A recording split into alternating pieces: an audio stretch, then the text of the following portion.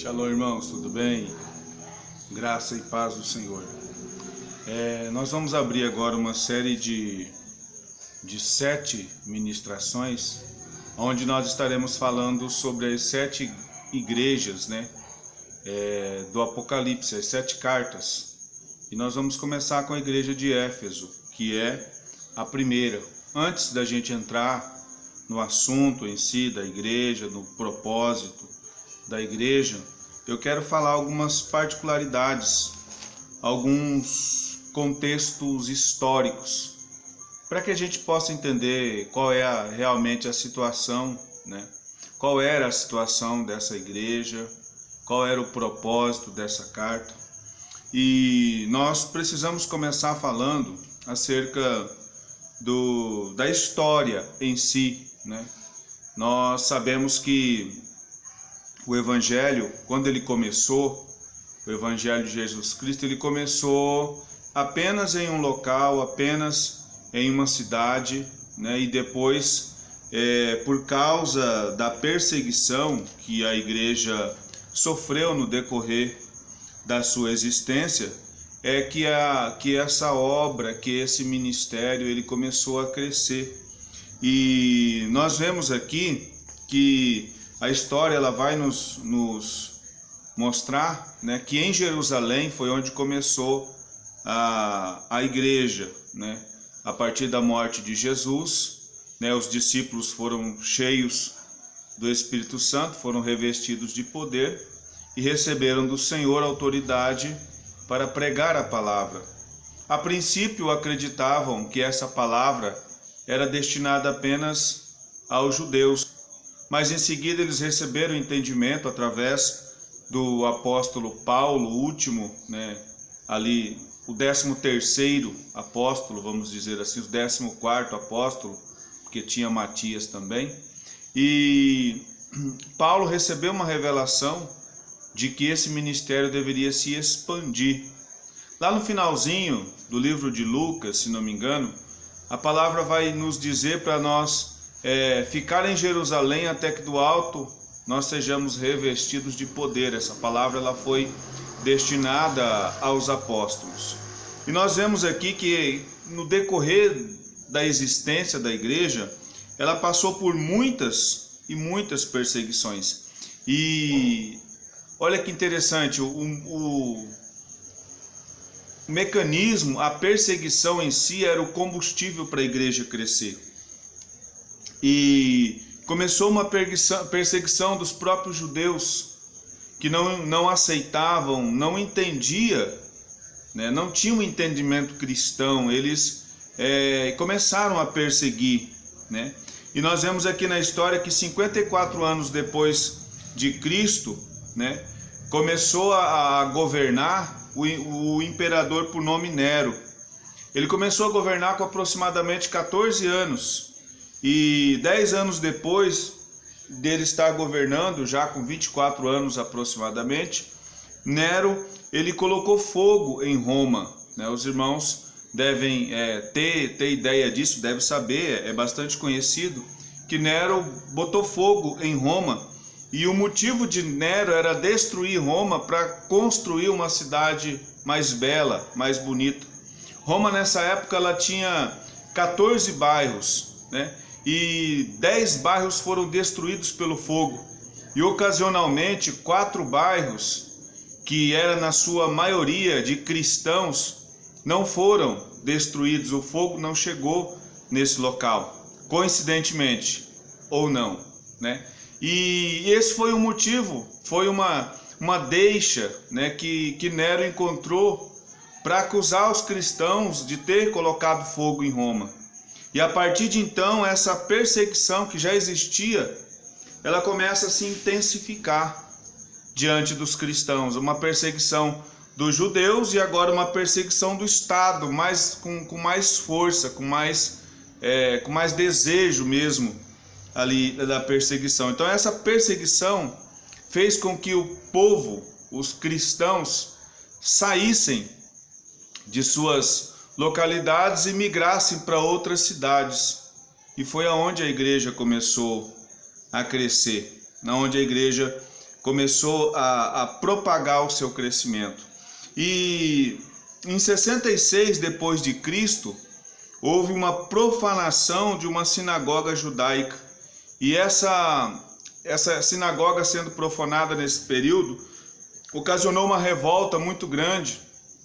E aí aqueles que até então eram fugitivos passaram a se levantar contra o governo, a se levantar contra Roma, e intensificou a perseguição, intensificou ali essa busca desenfreada para destruir a igreja, para destruir os cristãos. Os cristãos passaram agora a ser inimigos do Estado.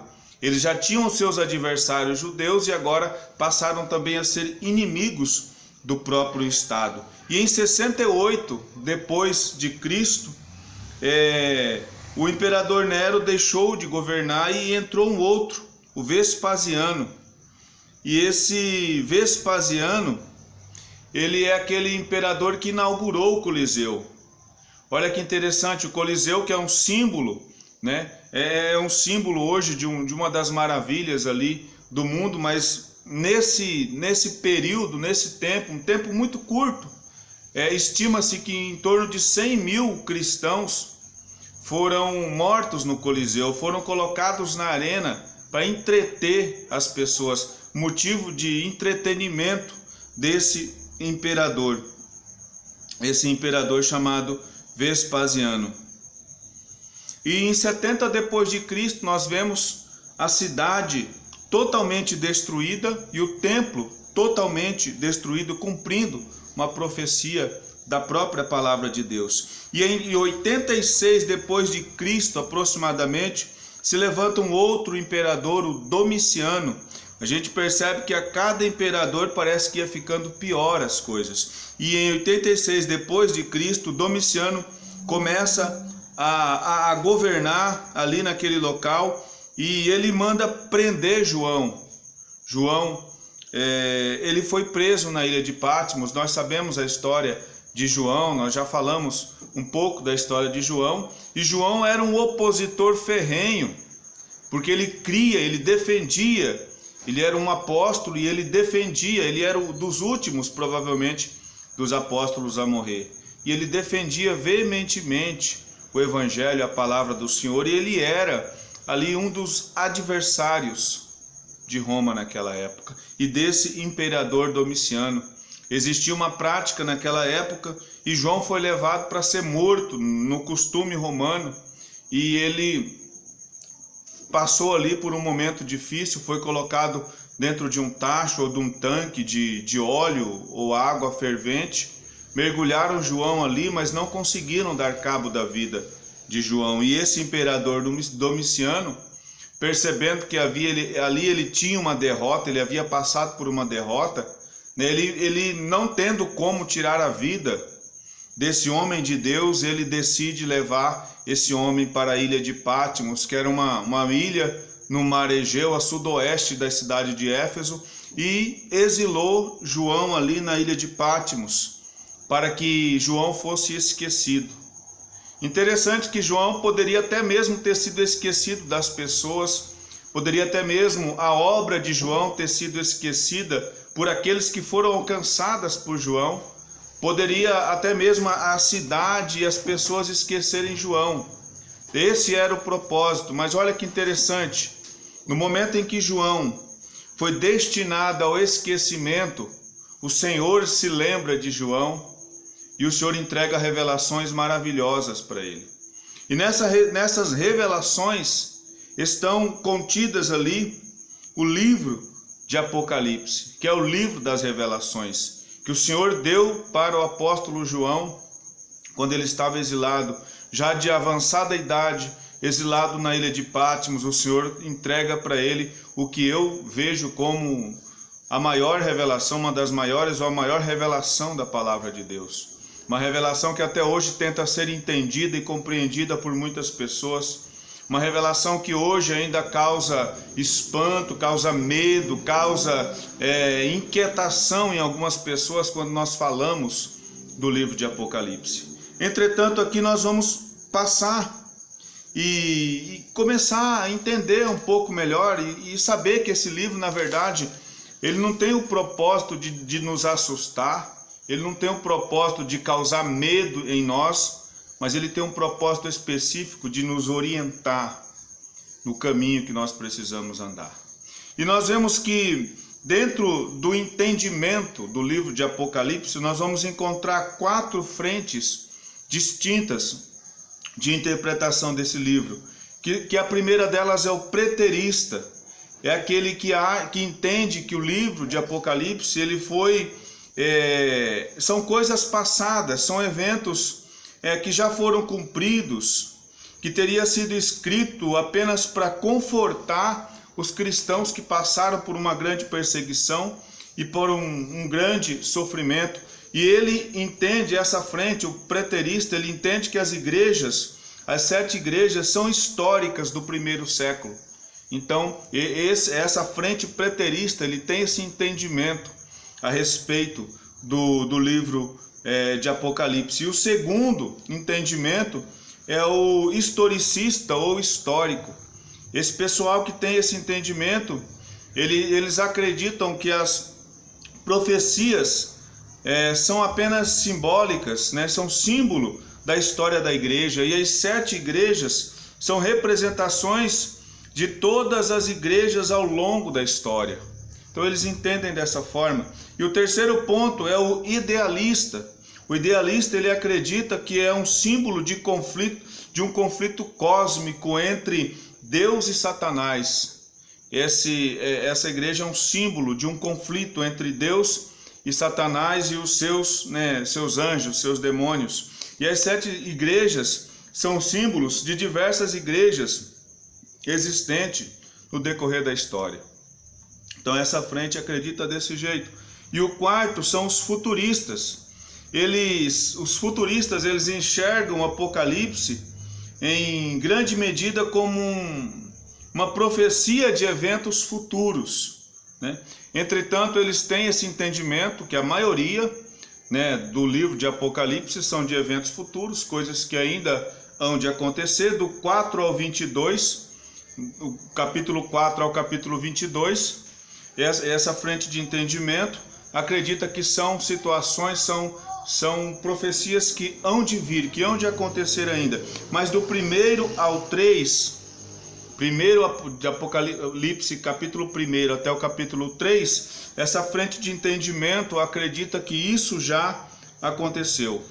E essas 7 igrejas são 7 épocas sucessivas da igreja na terra. Então eles vão acreditar que cada Éfeso, Pérgamo, cada uma das igrejas representam uma época da história da igreja na terra.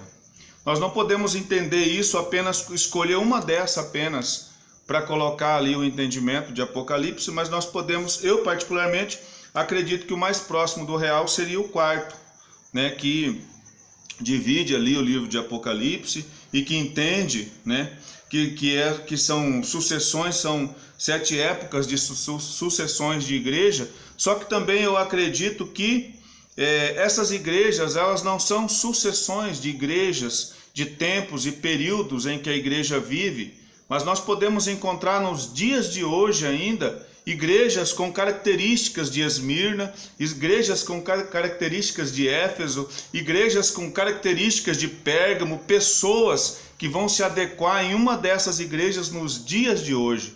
Então eu não conseguiria dizer que apenas uma dessas frentes, escolher uma para que eu pudesse crer. Eu preciso analisar todas e eu particularmente entendo que a quarta mais se aproxima, mas ela sozinha não corresponde a realmente o propósito aí que nos dá o livro de Apocalipse.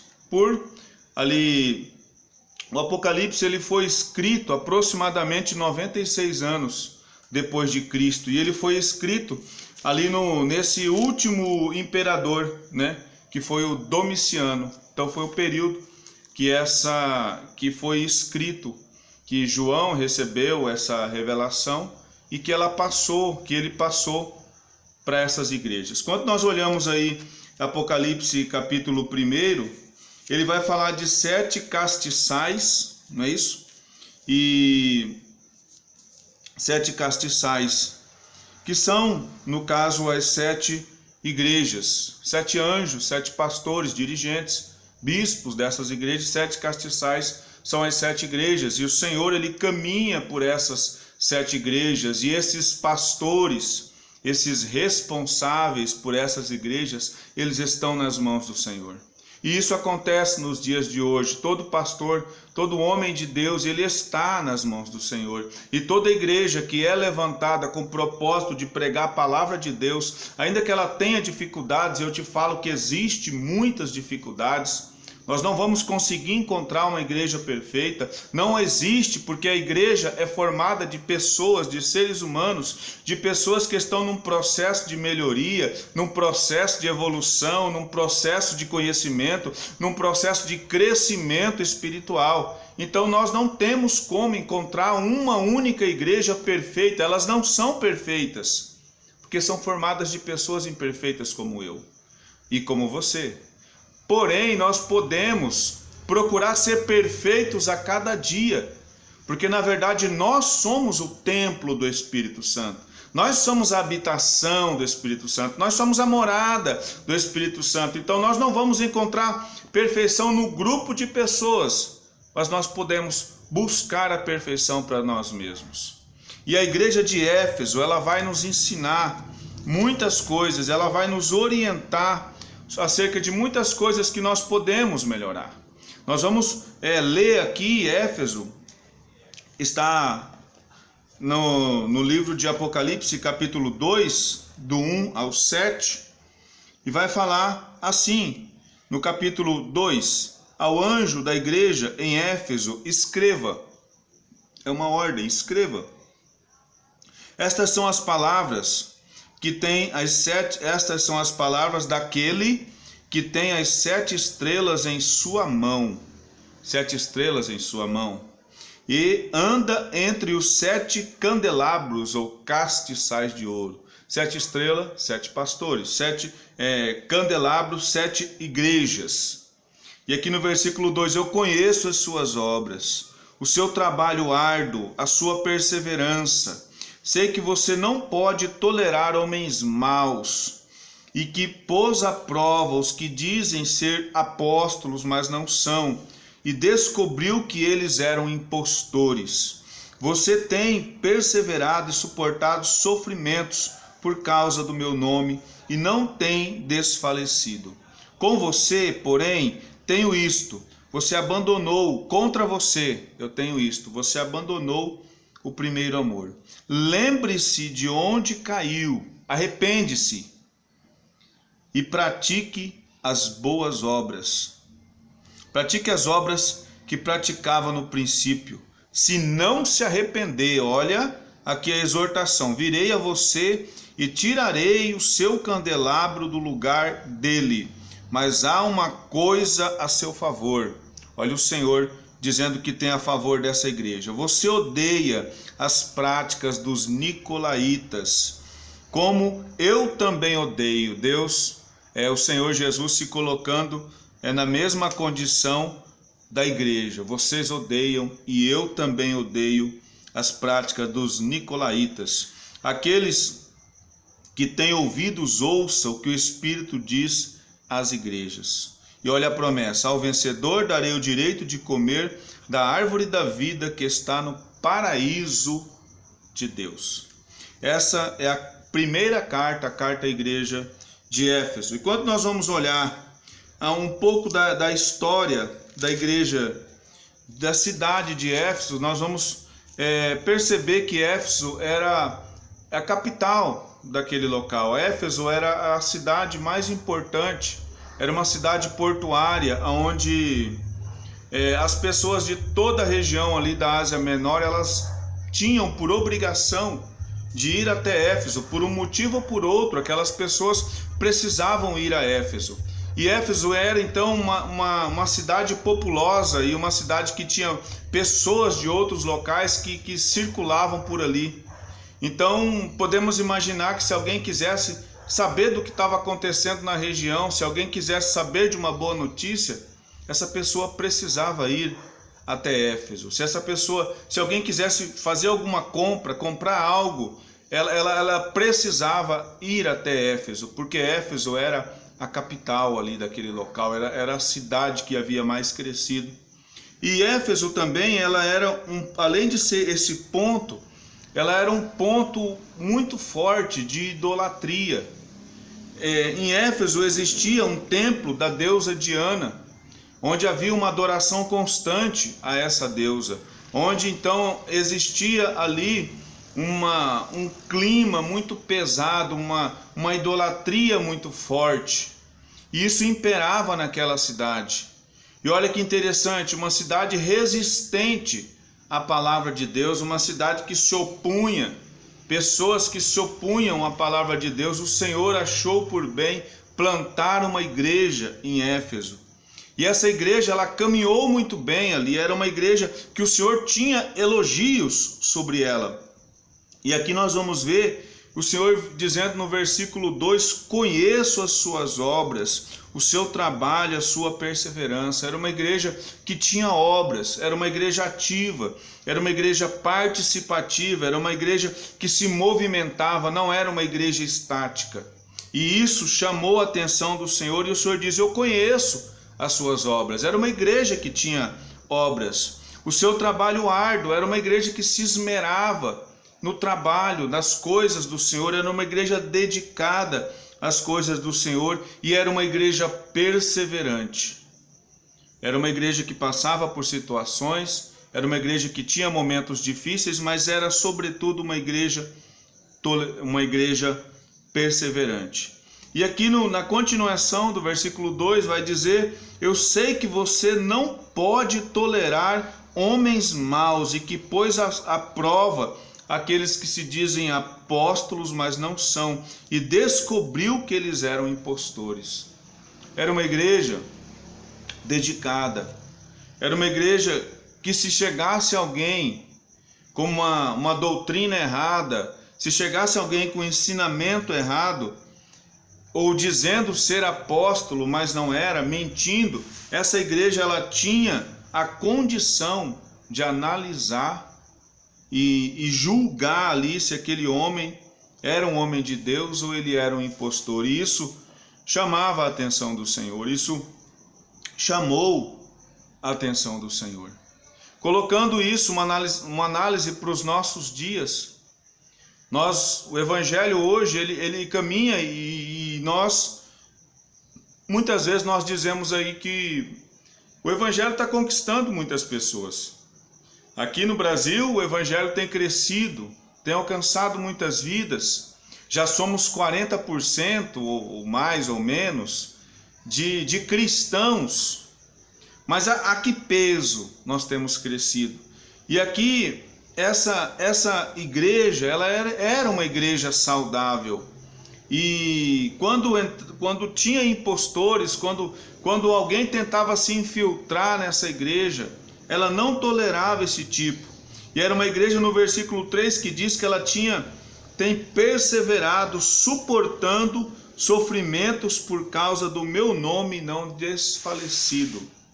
Como essa igreja estava plantada num local totalmente idólatra, que existia uma concorrência, uma adoração à deusa Diana, e ali muitas pessoas tinham essa prática, mas os membros desta igreja, o corpo de Cristo que morava ali, que habitava ali, eles suportavam tudo isso e combatiam isso. E como que você combate essas coisas? Como que nós podemos combater essas coisas? Nós combatemos isso com a verdade. Então a igreja de Éfeso era uma igreja parecida com aquela lá de Bereia. Lembra lá do livro de Atos dos Apóstolos? Era uma igreja que analisava a palavra do Senhor. Enquanto alguém estava pregando, estava dando uma palavra, eu posso imaginar que a qualidade dessa igreja era analisando na palavra se o que o pregador estava dizendo estava no contexto da palavra do Senhor. E se de repente alguém estivesse falando alguma coisa que era uma heresia, não era uma verdade bíblica, essa igreja tinha orientação e tinha capacitação para, de repente, elas resistirem isto. E nós vemos que era uma igreja muito conhecedora da palavra, porque você vai ver que as pessoas que desenvolveram a palavra ali, você vai ver que é Paulo que abriu a igreja, que abriu o campo, né, como nós dizemos nos dias de hoje. Depois tinha Priscila, Áquila, que foram responsáveis pelo ensinamento ali. Tinha Apolo, que era responsável também pelo ensinamento, e depois tinha também um pastor abençoado na igreja de Éfeso. Então era uma igreja voltada para a palavra, era uma igreja ortodoxa que cumpria ali, procurava seguir a palavra de Deus à risca, e era uma igreja precavida quanto a isso. Mas no meio do sofrimento que ela havia passado, essa igreja perseverou, e nisso o Senhor se agradou. E eu quero te perguntar, de repente você vai dizer: eu estou sendo perseguido, estou passando por provas, estou passando por dificuldades, estou passando por problemas, e tem momentos que eu acho que eu não vou resistir, não vou aguentar, vou entregar os pontos. E essa igreja chamou a atenção do Senhor por ser perseverante.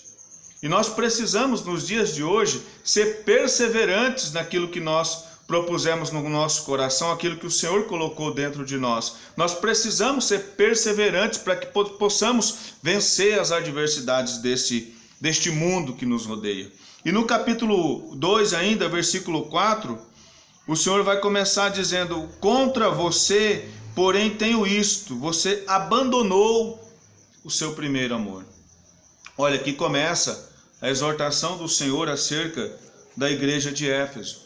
Nem tudo era perfeito na igreja de Éfeso.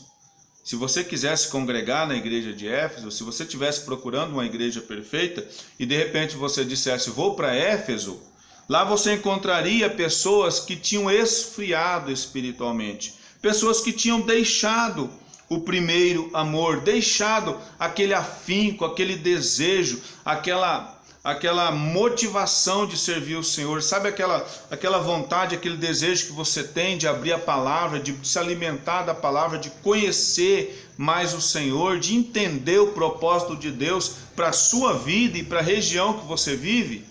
Então, muitas vezes nós deixamos esse primeiro amor. E isso aconteceu com a igreja de Éfeso. Eles deixaram o primeiro amor, eles continuaram. Porque quando nós deixamos o primeiro amor, geralmente nós continuamos na igreja. Nós continuamos congregando, continuamos participando de todas as coisas, mas não temos mais aquele desejo, aquela motivação, aquele interesse de fazer as coisas para o Senhor. Elas vão deixando esses interesses, essas vontades, elas vão deixando de ser tão importantes. Nós colocamos outras coisas no lugar, porque não é tão necessário assim. E quando você ou eu, ou qualquer um de nós perceber que isso está acontecendo conosco, o desejo de orar, o desejo de buscar, o desejo de meditar na palavra, de adorar o Senhor, quando esse desejo vai saindo de dentro de nós, você começa a perceber que você, ou eu, ou qualquer um de nós, estamos deixando o primeiro amor. E essa igreja aqui, ela estava deixando todo o seu primeiro amor, a sua dedicação, o seu trabalho árduo, a sua perseverança. Tudo isso que foi motivo de elogio no começo da carta, aqui o Senhor está dizendo: vocês estão deixando o primeiro amor. Para algumas pessoas é deixar de dar tanta importância a congregar. A gente hoje vive uma moda de que se pode congregar pela televisão, que se pode congregar pela internet, que se pode assistir boas pregações, e nós temos excelentes pregações, ministrações que edificam. Nós temos tudo isso hoje no YouTube. Você buscando ali, você busca por temas, pregações, e elas aparecem ali para você como um piscar de olhos, e você pode se alimentar delas. Mas o Senhor deixou para nós a necessidade de congregar, a necessidade de estarmos próximos do nosso irmão, de sentirmos a alegria do nosso irmão, mas também de sentirmos a dor, de percebermos a necessidade de alguém, de estarmos sentindo ali o calor humano. Há essa necessidade. Muitos de nós hoje temos deixado isso e temos esfriado na nossa fé. As circunstâncias de hoje nos encaminham para que isso aconteça. Hoje precisa ter um distanciamento para congregar, você não pode pegar na mão do irmão, você usa máscara, tem que passar álcool em gel, tem um distanciamento e tem uma série de coisas. E até parece que isso veio como um propósito para causar em nós um esfriamento espiritual, para que isso não seja tão importante. E muitos aí têm já colocado as suas células, as suas igrejas, né, e para congregar online. E eu tenho conversei com algumas pessoas que me disseram: olha, depois que normalizar, nós vamos continuar online. A nossa célula será online, o nosso atendimento aos irmãos vai ser pela internet, vai ser pelas mídias sociais. Isso é bom, porque alcança muitas outras pessoas. Mas nós precisamos cuidar do primeiro amor que está dentro de nós. E essa foi uma exortação que o Senhor deixou a essa igreja. E aqui falou no versículo 5: lembra-te de onde você caiu, arrepende-se, pratica as boas obras que praticava no princípio. Geralmente, quando nós estamos esfriando na fé, nós deixamos de praticar as boas obras que praticávamos antes. Isso vem de uma forma tão sutil que você talvez nem perceba. Mas se você for analisar a sua vida hoje, talvez você encontre a necessidade de voltar ao primeiro amor para caminhar novamente com o Senhor. E aqui ele disse, né? Arrepende-se, pratica novamente as obras que praticava no princípio. E aqui está um ponto que nós precisamos entender bem, que a palavra do Senhor diz aqui: se não se arrepender. Então aqui, o Senhor, a mesmo ponto que estava elogiando esta igreja, chegou um momento que a palavra do Senhor vai dizer para essa igreja: há uma necessidade de arrependimento no coração de vocês. E se esse arrependimento não chegar em vocês, e se vocês não retornarem ao primeiro amor, não se arrependerem, virei a você e tirarei o seu candelabro do seu lugar. Aqui é algo grave. É como se apagassem as luzes, né? Retirarei o seu candelabro do seu lugar, do lugar dele. E aqui diz ainda mais a palavra do Senhor: mas há uma coisa a seu favor. Você odeia as práticas dos nicolaítas. Eita glória! Sabe o que é nicolaíta? Tem vários entendimentos acerca de nicolaíta, tem várias frentes de entendimento, mas uma que mais me chamou a atenção é que Nicolau provavelmente seja um dos diáconos escolhidos lá em Atos 6, na instituição de diáconos. O último, se não me engano, da lista foi Nicolau. E Nicolau, ele seguiu a vontade, ele era dedicado, ele era um homem de Deus, ele era cheio do Espírito Santo, mas o tempo foi passando e talvez Nicolau se agrupou também no que disse aqui. Ele deixou o primeiro amor por algum motivo. Eu ouvi alguém dizer numa ministração que Nicolau, ele tinha a sua família, ele tinha a sua esposa, mas ele se apaixonou por uma outra mulher que não era a sua esposa. E aí, para justificar a prática que ele queria, para exercer ali o seu amor, para cumprir aquele desejo carnal que ele tinha, ele começou, né, vamos dizer assim, a abrir esse entendimento. E Nicolau começou então a colocar, né, a prática dos nicolaítas é uma vida totalmente, vamos dizer assim, separada de santidade, não preocupada com a santidade, não preocupada com o cumprimento das coisas do Senhor, mas uma mistura. Era como se ele estivesse misturando a adoração profana que existia em Éfeso lá, de Diana, com as coisas do Senhor, e dizendo que isso não teria problema, que isso não teria nenhum problema de ser feito. Nicolau, ele pregava, ele entendia que o corpo, né, ele era separado do espírito, que a alma era uma coisa e o espírito era outra coisa. Então aquilo que você fazia no corpo, ou seja, na alma, não interferia naquilo que você fazia no espírito. Então o ser humano, as pessoas ali, elas podiam viver na prostituição, na promiscuidade, viver uma vida totalmente errada, e elas podiam adorar o Senhor também, não tinha problema, era algo que poderia ser feito e que não implicava em nenhuma, digamos assim, nenhuma punição, em nada errado, era normal. Então a prática dos nicolaítas trazia o pecado para dentro da igreja. E não apenas para dentro da igreja, mas para dentro de nós mesmos, porque o pecado primeiro ele vem para dentro de nós. Então os nicolaítas, eles tinham essa prática e esse entendimento, e é por isso que o Senhor odiava os nicolaítas. E é por isso que o Senhor odeia determinada prática. Muitas pessoas talvez elas ainda estão, e isso é um processo de libertação talvez, mas as pessoas ainda estão vivendo a sua vida dúbia. Elas têm uma vida fora da igreja e elas têm uma vida dentro da igreja. Elas têm amigos que são amigos de fora da igreja, e elas têm amigos que são de dentro da igreja.